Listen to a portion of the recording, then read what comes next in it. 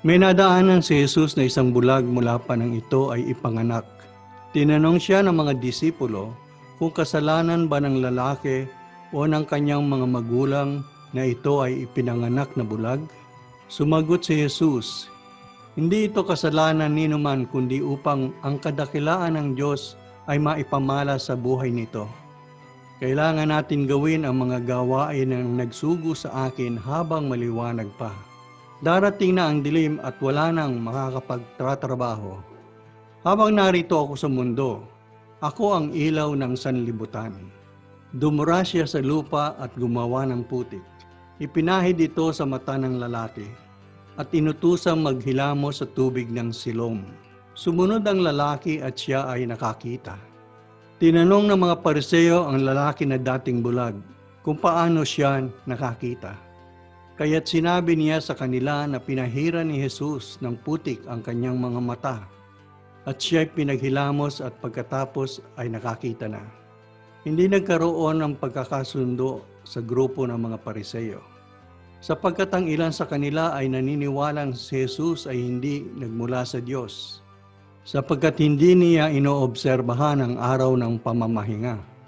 Samantalang ang iba naman ay nagtataka kung paano makagagawa ng ganoon mga himala ang isang makasalanan.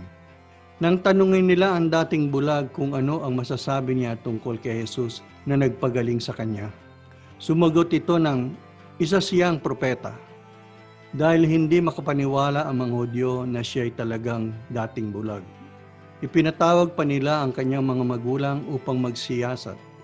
Sinabi ng kanyang mga magulang, "Alam naming anak namin siya, at alam din naming siya'y ipinanganak na bulag. Ngunit hindi namin alam kung paano siya nakakita na ngayon o kung sino ang nagpagaling sa kanya.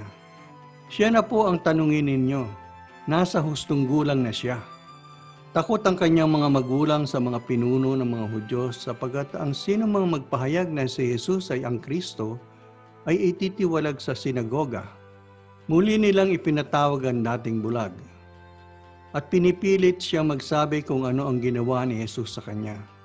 Sumagot siya, "Sinabi ko na po sa inyo, ngunit ayaw naman ninyo akong paniwalaan. Bakit gusto niyong marinig muli? Nais ba niyong maging alagad din niya?" Sinabi pa niya, "Walang taong makagagawa ng ganoon kung siya'y hindi mula sa Diyos." Dahil sa kanyang mga sagot, siya ay nilait ng mga Pariseo at itiniwalag sa sinagoga. Nabalitaan ni Jesus na ang lalaking pinagaling niya ay itiniwalag ng mga Pariseo.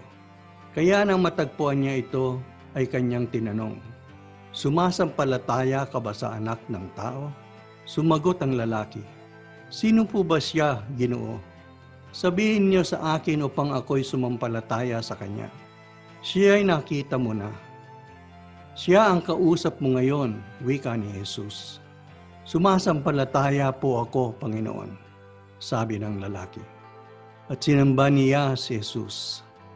Kaibigan, ikaw ba ay sumasampalataya din kay Jesus, ang anak ng tao, na nagbigay ng kanyang buhay doon sa krus ng Kalbaryo?